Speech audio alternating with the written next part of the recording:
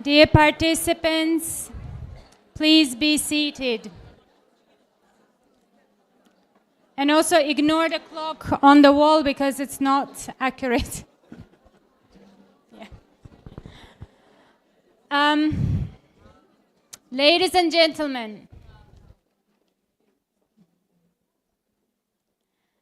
Ladies and gentlemen, I hope you enjoyed your short break. Now, allow me to announce the start of the conference by the first plenary speech to be delivered by Mr. Michael Connolly. Michael Connolly is Director of English Programs at the British Council based in London. English Programs works with the UK and international partners to support more than 40 governments around the world in providing high quality and inclusive teaching, learning and assessment of English. In addition, English Programs supports individual teachers with professional development opportunities, resources, and professional networks through an online English teacher community of more than 6 million globally. Michael has been working in English language education since 1998, including as a teacher, teacher trainer, academic manager, and technical advisor in Japan, Spain, Egypt, Morocco, Jordan, the occupied Palestinian territories, India, the Czech Republic, and the UK. In this presentation, Michael will present the key findings of the British Council's Future of English study, exploring the role of English as a global language in the coming decade. Mr. Connolly, the floor is yours. Thank you very much. I've already said hello. It's a pleasure to be here. Like nearly everyone in this room, as was mentioned, I am an English teacher. I started my career as a language assistant in government schools in Japan. I moved on to become a teacher of adults and young learners in Egypt. And then I moved to Morocco, where I also met my fellow plenary speaker, Nick. We met in Morocco many years ago and became a teacher trainer and a project manager. And I worked in the Middle East, in the Palestinian territories and Jordan, and then India as a project manager and program manager, working with government school teachers for many, many years now. So it's a total pleasure to be here. I have the best job in the world, I think, going around the world and meeting people like you and working with English teachers around the world. So thank you very much. So I'm going to talk today a little bit about the future of English. Have any of you heard about the British Council Future of English programme? A few. Good. Well, by the end of today, everyone. That's good. So the future of English. What I'll do today is tell you a little bit about this programme. It's a long-term project that the British Council has started, looking at the state of English today and the future of English in the coming years. I'll tell you about our initial findings and then talk about the implications, some of the implications specifically about teachers and specifically about teaching and learning using technology. So this is not the first time that the British Council has looked at the future of English. Some of you who've been around for a long, long time might remember English Next. Does anyone remember English Next?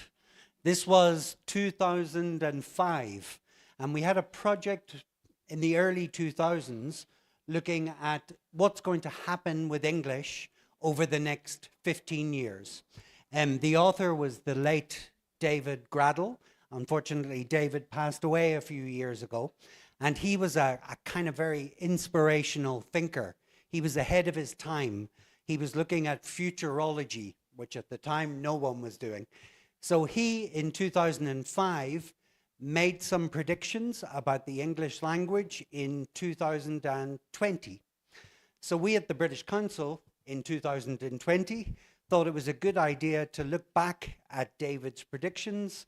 Was he right? Was he wrong? What happened in those 15 years? So David, I think he made 12 predictions, I've just chosen 3 of them, just for a second. I won't do all of them. 12 predictions, and here is 3 of them. He said in 2005 that the economic advantage of English will ebb away. It will be lessened. And why? Because nearly everyone will speak English. It will become nearly a universal basic skill that young people have around the world. He said that English on the internet would not be as important as it was in 2005 because other languages, from Mandarin to Arabic to Armenian and so on, would take over the internet and English would be less important as a result. And then another point he made is that native speakers, people like myself, we would become irrelevant. So it's less important to have native speaker norms on the learning of English. And why? Because English is being taught in primary schools and secondary schools around the world. So it doesn't matter if it's a native speaker teacher or not. I'm going to give you just a few minutes. I'd like you to talk to the people beside you, maybe 2 people or 4, depending on your group. What do you think of his predictions? Do you think they came true or not? So I'll just give you 2 minutes. Could you talk to the people beside you?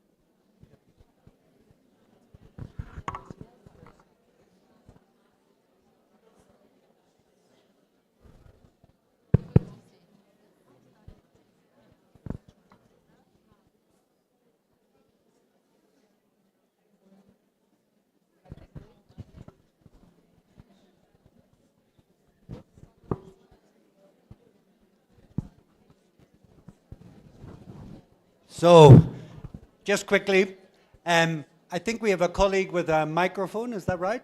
Over here? Yeah. Would we like any volunteers from the audience who would like to tell us their opinion on number 1? The economic advantage of English is ebbing away. Any volunteers? Volunteer? No? We have Nick. Thank you very much, Nick. You've rescued me. I want some Armenian volunteers, not English people. Okay, so I'll go first. I disagree, actually. I think there's still a huge advantage in having English, but I guess I have a vested interest in that, so, as we all do, probably. So Nick thinks not really. It hasn't really come true. Now, I want to hear from someone else. So the growth of languages in the internet, the dominance of English is declining. We have our friend from the Pedagogical Institute over here, who I met yesterday. I suppose to some extent, due to the fact that so far different free of charge platforms have emerged, so there is no actual need to pay tuition fees, to take private sessions, and many people gradually are opting for some platforms which are free of charge and sometimes are tailor-made, quite flexible, so to some extent this could have come true. Great. Thank you. So we've had 1 English person, we've had 1 Armenian, and they've both been men. So the next person must be an Armenian female. So who is next? The irrelevance of native speakers. And we have lots of Armenian females here, so plenty to choose from. So. Hello, everyone. I just want to say that maybe irrelevance, because now there are a lot of countries and not native speakers are teaching. But what is confusing me sometimes when you look in the internet and people are looking for teachers abroad, and they make sure to include the point that they need native speakers or people that are holding some kind of a passport or citizenship of native speaker country. This is devastating because they are excellent teachers and they are not native speakers, and sometimes it's sad to see these announcements in the internet, actually. I agree. Thank you. Thank you very much. So I think just looking at these, and these are just samples. As I said, there were 12 projections, and this is 3 of them. And with many, I would say, all of his predictions, I would think he did a pretty good job. He did a very good job thinking about the future, and most of them aren't nearly true. And maybe he was thinking ahead of his time. So I agree with Nick that the economic advantage of English hasn't yet ebbed away, although some of our future of English work at the moment suggests it might do in the future. And what will be more important is multilingualism, including English, and not just English. So there might be some truth in this. The growth of English languages in the internet, this is true. There are many more languages being used in the internet than there were in 2005, but English is still pretty important, particularly in academia and science and certain disciplines. English is still very dominant, not necessarily in a good way, but it is. And then the irrelevance of native speakers, I think it's, again, nearly true. I think, to be honest with you, the native speaker model of native speaker teachers, most people don't believe this is the correct way. It's also not possible.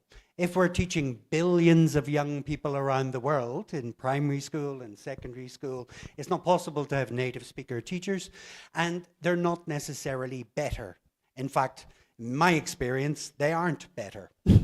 And actually, someone who has learnt the English language is usually a better teacher of it as a result, because they understand the difficulties and the challenges going from one language to another.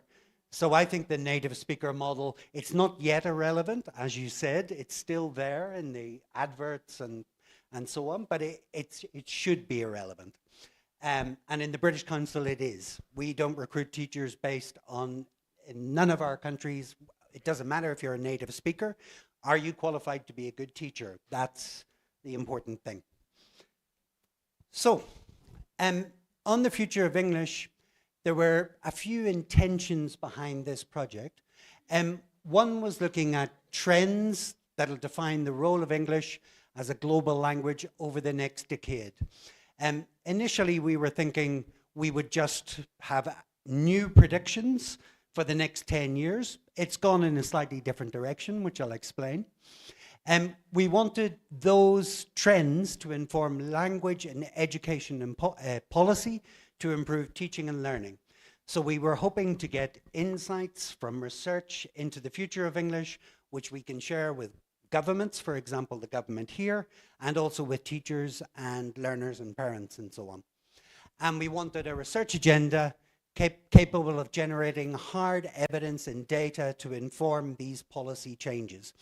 So one of the things we found when we looked at this at the beginning is the absence of data. So how many English teachers are there in the world? I have no idea. And we got an estimate from like 4 million to 15 million. Nobody really knows. How many learners are there? Nobody knows. Something between 1 billion and 2 billion learners around the world. How many learners are learning through the medium of English? Again, no one really knows. So we're trying to find out this kind of basic data, which will then inform what happens in the future. So what do we do? Phase 1, we looked at, 14 predictions. I thought it was 12. We came up with 12. We looked at Gradle's 14 predictions, and we thought, were they accurate? Were they not accurate? And as I said, we found most of them were partly true. We then went to look for external perspectives. So from Gradle's predictions, we came up with 12 new predictions, and we went to a group of people around the world to get their perspective. And then the third part of this process, Future of English, is where we are now. Long-term research and dissemination and discussion. which includes things like this conference. So what did we do in the second stage? We did 14 roundtables around the world. And these were roundtables, sometimes regional, sub-regional, some countries in every continent in the world.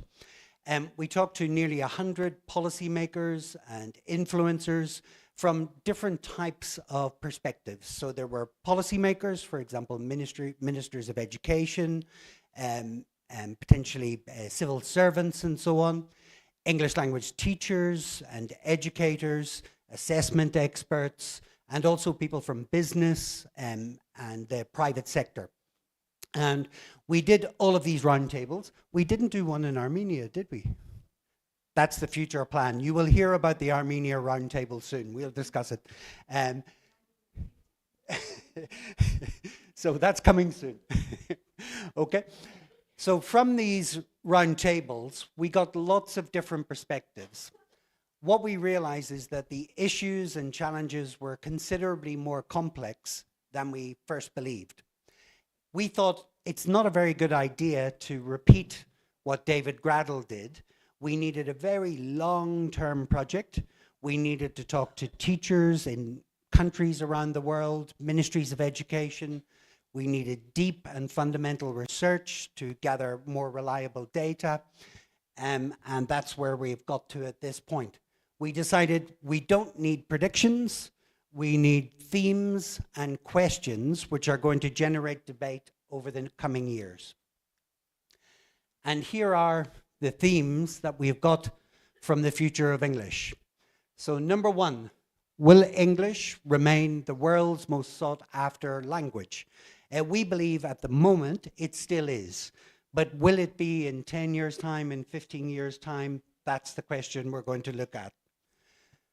What role will English play in our multilingual reality? So what we discovered when we were talking to the groups around the world, I suppose we already knew this, most countries and most people live in a multilingual reality. And that's true in a country like Armenia, where you've often had different languages, Armenian and Russian and English, and various different languages have been used in society for some time. What is the future of English as a medium of education? More and more, English is being used in higher education in particular. We were talking about this yesterday with colleagues from higher education institutes. English is being used to teach STEM subjects in particular, engineering, medicine, so on. A lot of this is being done in English in higher education. And in many parts of the world, English medium at primary school, often in the private sector, and in secondary school. So English medium education is growing around the world. Does anyone truly understand it? Does anyone know if it's effective? That's a different question. In many cases, we know it isn't effective, and people don't really understand what they're doing with the growth of English medium education. What about the role of teachers? Everybody has been saying, as long as I've been a teacher, teachers are going to disappear. They're going to be replaced by laptops or the internet or artificial intelligence, whatever. So robots. So we're going to look into the future of teachers and teaching. Are we still going to exist? My guess is yes. And how are we going to, what are going to be the changes for teachers and teacher education? Another question that came up was whether public education has anything to learn from private education or vice versa. In many parts of the world, I'm not sure if that's true here, but in many parts of the world, private, low-cost private education is massively increasing. So I used to work, for example, in India, and in Delhi, I think it was 70%, 75% of children in Delhi went to private school. Now, by private school, I do not mean expensive, elitist primary schools, private schools. I mean private schools that might be $1 a month to go to school. So, you know, very cheap. So this is a big factor around the world. Assessment. Can it meet changing needs? So assessment is very traditional in many respects. English language assessment, you have usually you have an interlocutor who's checking a person, two people talking to each other to assess oral proficiency, for example. Is that going to change? The answer to that is definitely yes. With more and more technology and artificial intelligence and so on, the marking of reading, writing, and so on, and increasingly speaking as well, is going to be influenced by the growth of technology. So, can technology narrow the equity gap in English language education? I'm going to come back to this a little bit more, so I'll leave it for now. And how is employment or employability driving the future of English? So, the first one of them I'll just talk briefly about is, will teachers remain relevant in future English language learning systems? What we discovered through our research is that teachers remain at the heart of the process. Teachers are absolutely critical to learning. Nothing is changing within education systems without teachers. So we believe that teachers are fundamental to existing education, and nothing is going to change in the next 10 years. They will remain a fundamental part of the system. But there are massive challenges, and the biggest challenge is around capacity. So we said that English is growing, more primary school English, secondary school English. English is a medium of education. Who are all these teachers? Who are all these people who can teach maths through the English language or engineering through the English language? So there's a big challenge around capacity. In basic education, primary and secondary, who are all the who are all the English speakers, and how are they going to teach all these kids, and who are all the experts in other subjects who also have English? The role of technology I'll come back to a little bit further, but one of the key things that we noticed was the need for better development and training. It's really, really heartening to see the developments in Armenia towards continuous professional development and more complex teacher development programs linked to teachers' needs and the needs of their learners. In many parts of the world, that is not the case. Training remains stuck in a traditional model where you have mass training on the same subjects for all teachers, regardless of their needs, capabilities, or the needs of their learners. So I'm going to go on to one further aspect. I'm going to talk about this a little today, and I hope Nick, in his talk tomorrow, is going to seamlessly continue on from my talk about the use of technology. I'm going to ask you another question for the people around you in the room. When did you first use technology in the classroom, and what was it that you used? So when did you first use technology in the classroom, and what were you using? So again, a few minutes to talk to your colleagues.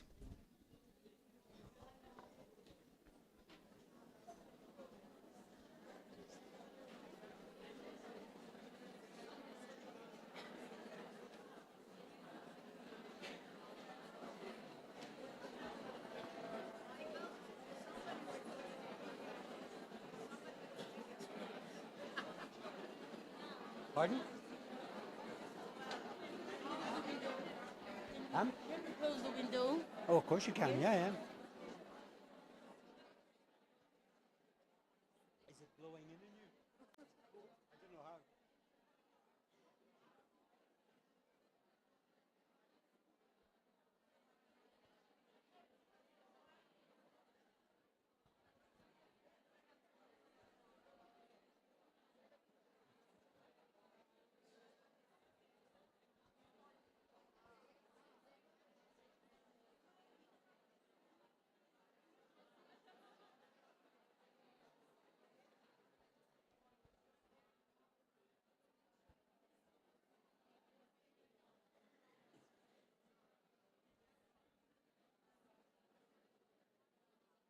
Okay, so again, I'd like to hear from a few members of the audience. Where is our microphone? Ah, over here. I'll come over here if we have anyone. So when did you first use technology in the classroom, and what was it that you used? Okay. It's okay. I'll do this side. Hello, everyone. The very first day when I entered the school, in my experience, I used, I suppose all of us used speakers to make louder, to teach a song to preschool aged pupils at school. Speakers. A tape recorder and speakers. We have one more back here. Hello, everyone. First time that I used technology in the classroom was in 2008. At the time, there was no access to the internet, and it was very hard in our schools to find a little bit internet so that to connect to the internet and to show students something. At the time, I made a recording. I had a video from the YouTube.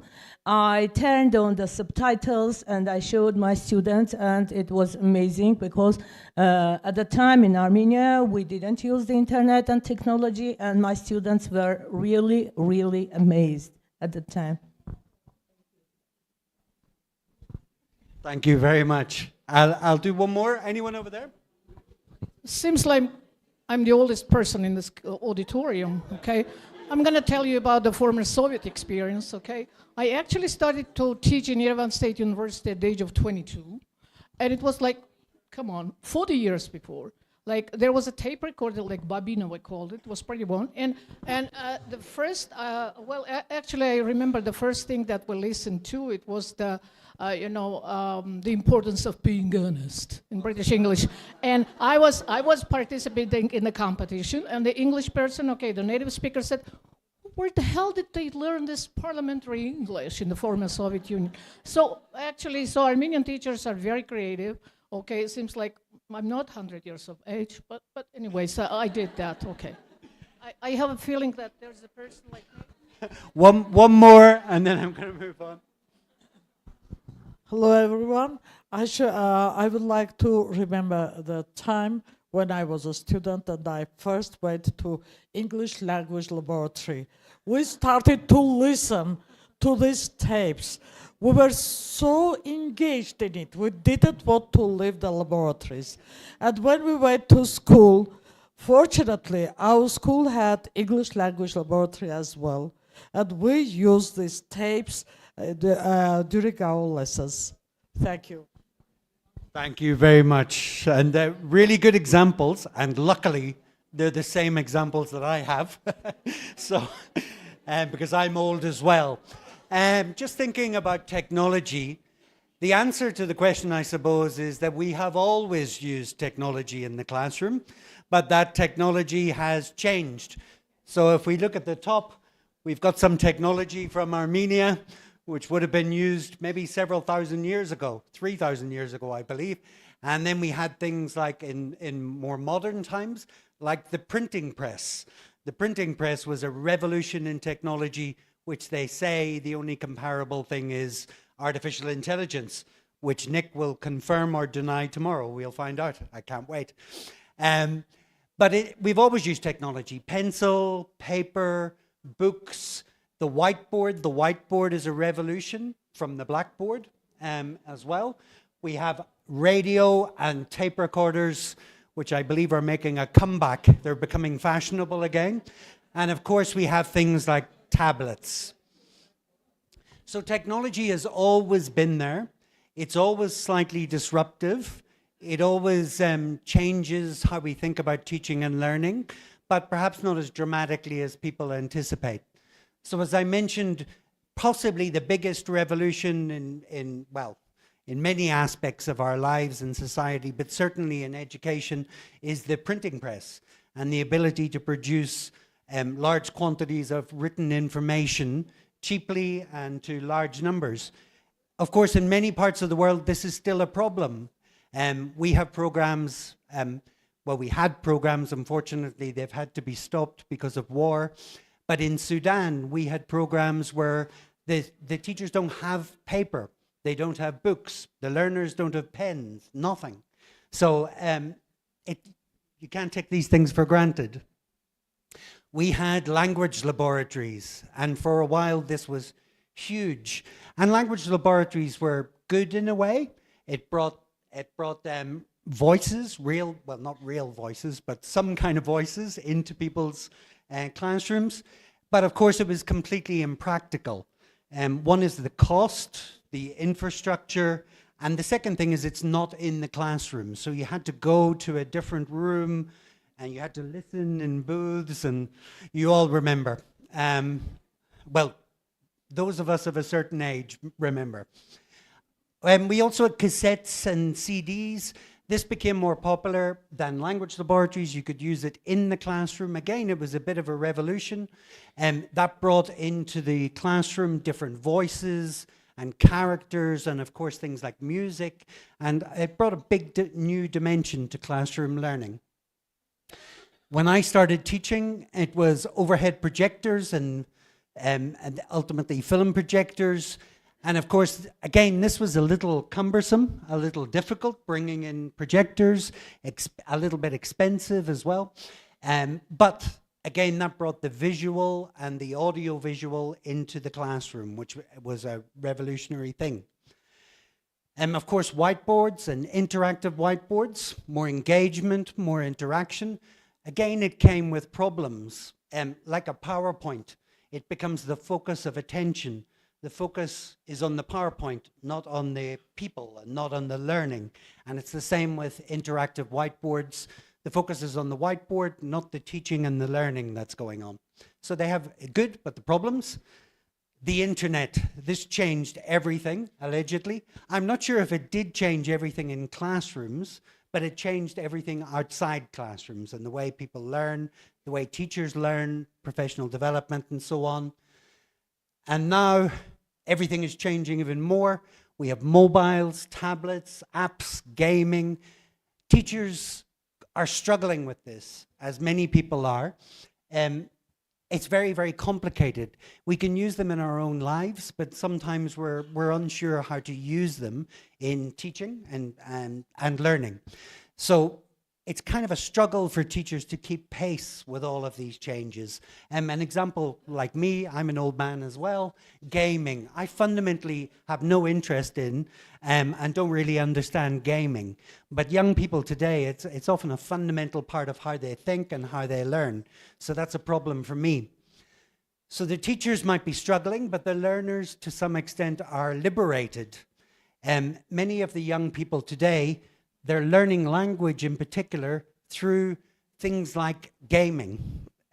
Often our learners are coming to the classroom with a baseline of English, which they get from the internet, from gaming, from communication with other people around the world. It's completely irrelevant what happens in the classroom in some respects. They already have a foundational English. And then artificial intelligence, which I'm told will change everything, but I'm not going to go into that. So, in the future of English, we looked at 3 different themes around technology. So, the first one was technology in education systems, in learning systems. The second one, which is really important, is the digital divide and the threat of that becoming bigger and wider. And then finally, the application of artificial intelligence. So this was an interesting finding, an interesting quote, that English in particular makes the use of technology easier, while technology facilitates the learning of English. So a lot of innovation in teaching and learning using technology always has been ELT. It's always been at the center of it. And why? Because language, and English in particular, is an obvious avenue to explore technology. And I think that's also true. It facilitates the learning of the subject, but it's also, you need to know the subject to use the technology. So English language, ELT has always been at the forefront of innovation in technology. Technology and learning systems, there are lots of different advantages, of course, to aid learning, both inside and I would argue possibly more outside the classroom, but they've not always been built upon. The success depends on a number of factors, and the first one is access to hardware. So some of the technology I mentioned earlier was quite useful, tape recorders and overhead projectors and language laboratories and so on. But the problem is the majority of people didn't have access, the majority of students, are teachers and students. This continues to this day. Many people around the world obviously have TV and radio in their home, but a lot of people don't. A lot of people don't have computers, they don't have smartphones, they don't have the internet, they don't have data. So the divide between people with access and without is increasing. The second thing is about teachers, their skills. Can we keep up to date with the use of technology? And are we motivated to use technology? I mentioned that example of gaming. Am I motivated to learn what it is and how I can use it with my students? Possibly not so much. So are the teachers motivated to use technology to support learning? Stakeholder support, that could be the education system, for example, the Ministry of Education. It could be head teachers, are they, or a vice chancellor of a university, are they supportive of the use of technology? And also parents. Would they like their students to be using, for example, mobile phones in the classroom? Most parents do not like the idea of their kids using mobile technology in the schools, for example. And then finally, recognition of informal learning. So many of you have been involved in the OTC, for example, and the online teacher development. Online teacher development is a fantastic development, MOOCs and open access courses around the world. It's endless. But one of the challenges is recognition of this learning. Is it recognized in your profession, by your ministry, by your school? Not just technology, but also things like conferences and all of these kinds of things. So the digital divide. So we sort of assume, I'm sure pretty much everyone in this room has access to technology. I see a lot of mobile phones, and everyone, possibly, and a lot of smartphones, of course. Pretty much everyone, I would guess most people in the population in Armenia, I'm sure it's probably different in more rural areas or disadvantaged areas, but most people. But in nearly half the world, that is not the case. So there's some evidence here, 71 countries out of 183 half the population did not have access to the internet. And what we also found through this research is it's not just whole countries, but it's the most marginalized people within countries. So if we look at a lot of the world, I've done quite a bit of work in Africa and South Asia. So you might have, for example, technology in the home. Who has access to that technology?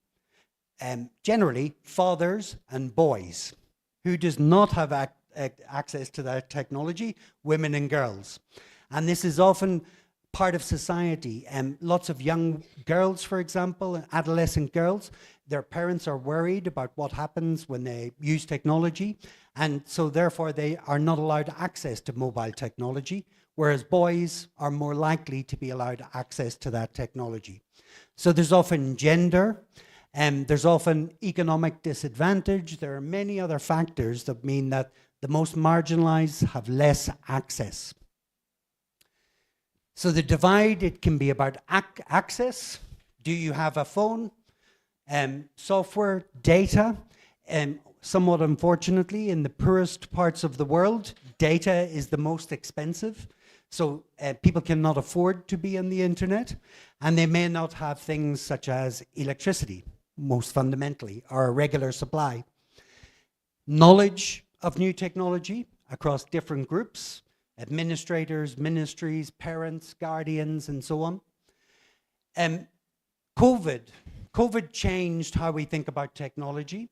I think it was, in my experience, it showed the resilience and determination of teachers and their dedication to learning. I think it did wonders for teacher communities of practice, teacher learning, teacher CPD. Less clear is what it meant for learners. And I think learners around the world really suffered during that period. And I think it wasn't just about language learning. It was about socio-emotional skills. It was about learning the discipline of being in a school and in a classroom and behavior, multiple different issues. And also I think when it comes to technology, teachers were very good at learning themselves during COVID. Were they good at using technology to teach learners? Less so. It was still a massive challenge. Another problem with the digital divide is if you have a minority or indigenous language. So in many parts of the world, the language of the internet remains English because their local language, it might be a small language within a multilingual country, or indigenous language is not represented on the internet. Technology, we need to rethink that technology. As I mentioned, technology is the printing press, it's the pen, it's the pencil. In many parts of the world, technology remains the television, the radio. We need to think about technology in not just high tech, but low tech. And then the last one I mentioned, it's a heavily gendered space. So in many parts of the world, females, young girls and women, they have more duties at home, a traditional idea about the women in the family take care of the family and do all of the chores at home, and the men work. This is still prevalent in many societies around the world. In some places, you have internet cafes. That is the internet. And again, women and girls are less likely to be going to them, less likely to be encouraged, and those parental restrictions at home. So how do we close the digital divide? Well, first of all, it needs to be well planned and sustainable. So to give you an example of badly planned and unsustainable, language laboratories. So language laboratories seemed like a wonderful idea, but basically it wasn't well planned. How do you afford it? How do you maintain it? How do you keep the link to the classroom? What happens when the technology changes? How are you going? So language laboratories for a very short period of time seemed like a great idea, but it wasn't well planned, it wasn't sustainable. You need resources, support and training for all stakeholders, teachers, head teachers, administrators, Ministry of Education, higher education, everybody needs to be involved. It needs to fit within the existing learning system and the realities of the social context. So in our work in English programs in the British Council, we talk about using available technology. What do people have? So when we were doing our work in Rwanda and northern Nigeria, during the COVID pandemic, we did a lot of work using radios.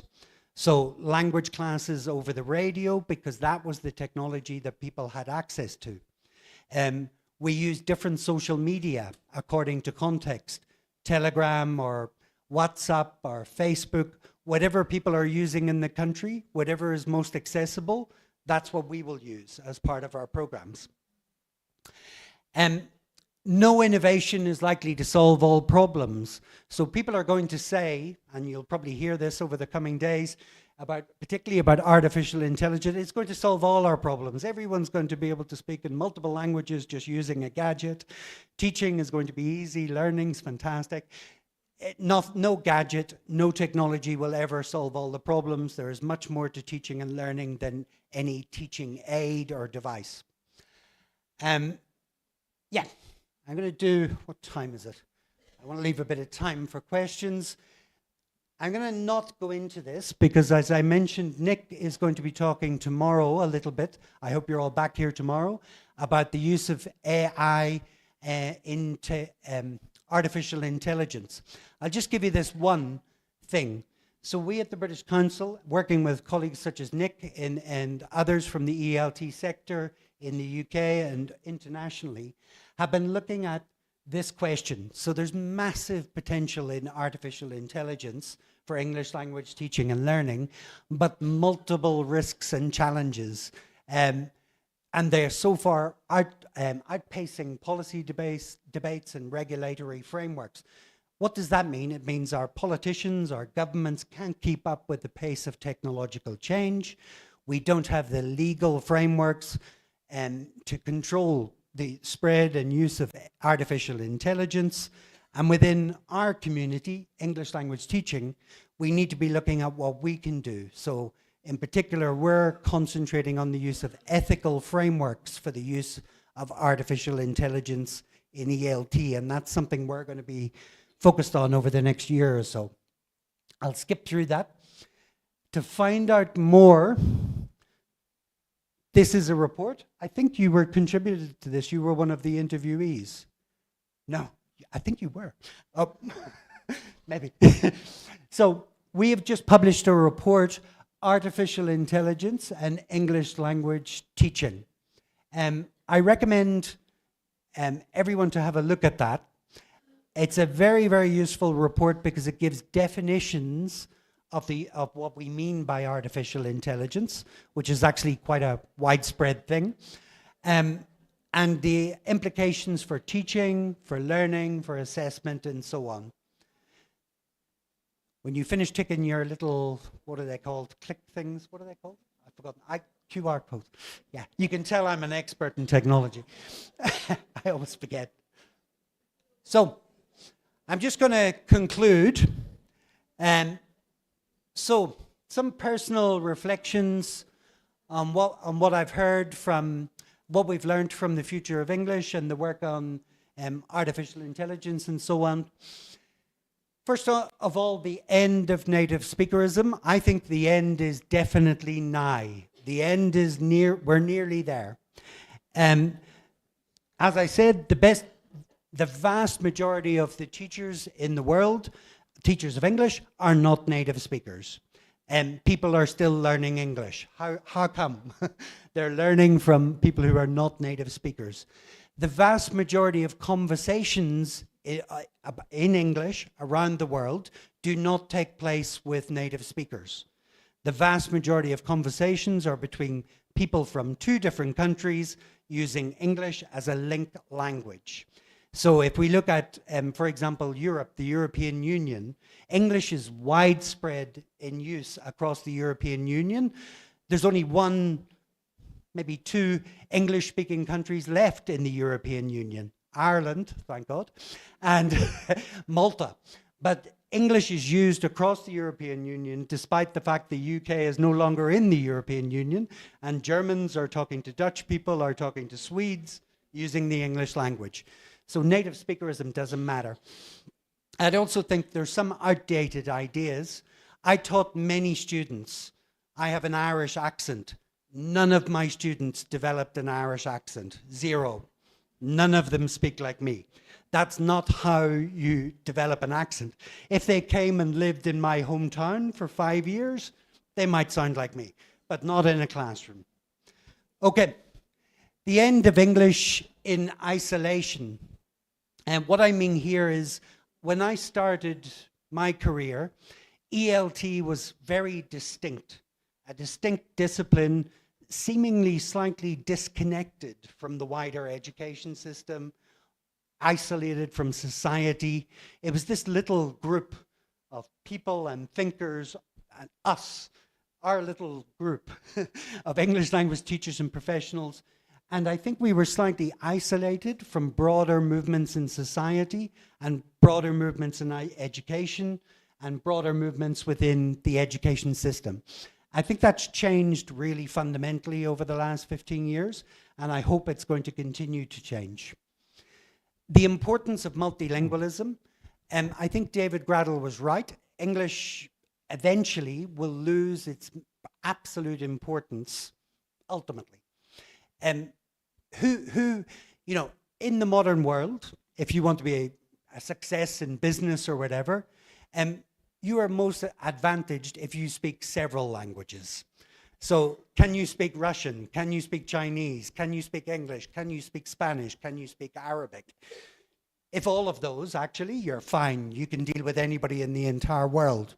So multilingualism is really important, and English within that multilingual environment, potentially as a skill, as a linked language, remains important. The growth of English medium education, this is potentially really, really negative in my view. It's fine if it's planned in a resource-heavy environment with high-quality systems, high-quality teacher education and development, high-quality resources and curricula and everything. English medium can work. Everywhere else, I have my doubts. So learning, there's real problems with, particularly in basic education, kids learning through the medium of English. Kids need to understand their own language first. They need to understand how to read, write, and think in their own language, and then they can look at other languages, English or whatever. So I think it's really worrying, particularly if this increases in primary education or secondary education. Too much English medium is not a good idea. I mentioned multiple stakeholders. Again, it used to be teachers, we were an island. It was just us and our students. Well, education, I think we all realize, is more complex.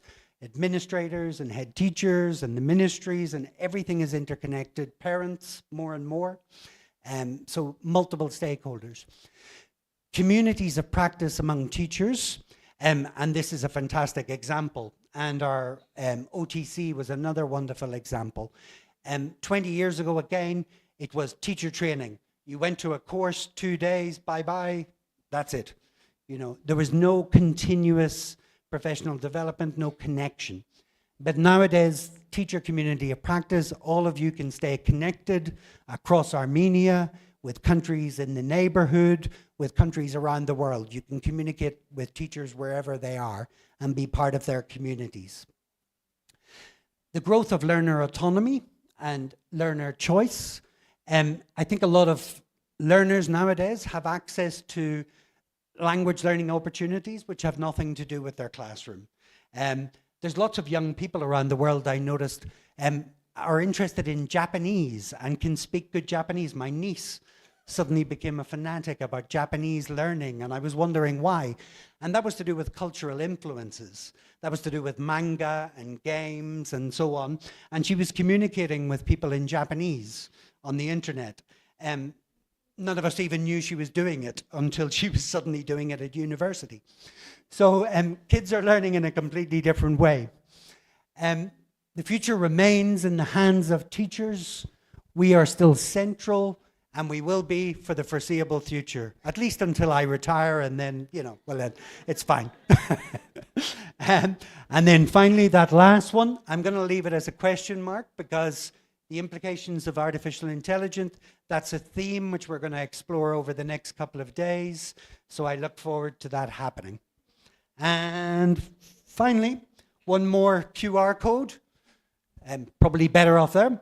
So the future of English, this publication, it's quite big, but it's freely available. There's quite a lot to it, but just read the introduction and the recommendations. The first few chapters will do. Thank you very much. That's it. Thank you.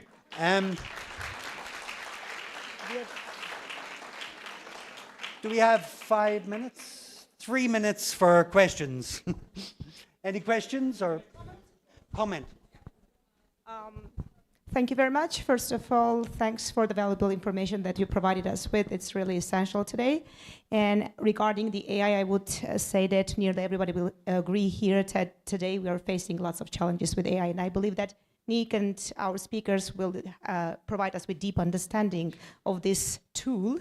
Okay, but my vision about it is this is powerful, and we can't ban it, and this is here, and then we have to deal with it. All that we can do is to kind of become an AI expert, to reveal the mystery of AI, and these professional development conferences maybe are one of the big advantages and opportunities for us to get closer to this challenge. And thank you very much again for your feedback.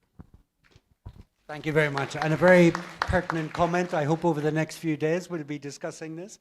And I agree, we can't ignore this and we have to embrace it. And as I mentioned, at the British Council, we're going to work with teachers and with experts around the world, looking at those kind of guidelines and advice on the use of artificial technology, particularly ethical guidelines, and how can we use it ethically and properly for teaching and learning.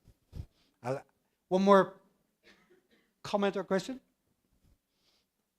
You all want lunch. I want lunch as well, actually. It's a good point. I think that'll do. Have a nice lunch and see you all over the next couple of days. Thank you. Thank you very much. Dear participants, please be back by 1:15. We will start our concurrent sessions then. Thank you very much. Enjoy your lunch break. 1:15.